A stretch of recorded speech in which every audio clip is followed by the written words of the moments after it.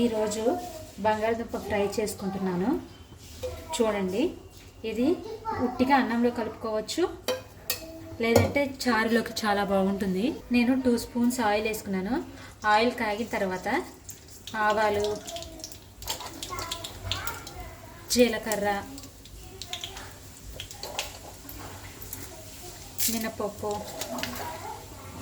పచ్చిశనగపప్పు వేసుకుని ఫ్రై చేసుకోవాలి. ఇవి వేగినప్పుడే కరివేపాకు వేసేసుకున్నాను. ఇప్పుడు సన్నగా కట్ చేసుకుని బంగాళదుంపని కడిగాను. మంచిగా 2 సార్లు కడుక్కోండి. కడుక్కుని ఇప్పుడు ఇందులో వేస్తున్నాను.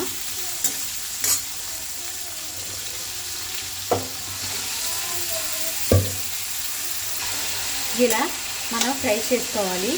దీని మీద మనం మూత పెట్టకూడదు. మూత పెడితే మెత్తగా అయిపోయి ఫ్రై అవ్వు. అందుకే మూత పెట్టుకోకుండా మనం ఫ్రై చేసుకోవాలి.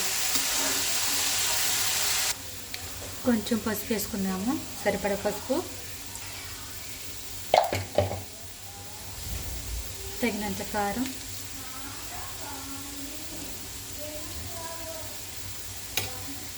ఇప్పుడు మంచిగా కలుపుకుందాం. చూసారు కదా, బంగాళదుంప ఫ్రై అయిపోయింది. ఆల్మోస్ట్ మన ఫ్రై రెడీ. ఇప్పుడు సాల్ట్ వేసుకుందాం. ఎందుకు లాస్ట్లో సాల్ట్ వేస్తున్నానంటే, ఫస్ట్ వేస్తే దుంపలు ఫ్రై అవ్వవు, అందుకే నేను లాస్ట్లో సాల్ట్ వేసుకుంటున్నా.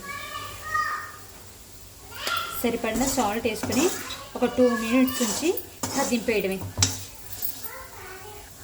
బంగాళదుంప ఫ్రై రెడీ. దింపేసుకున్నాము.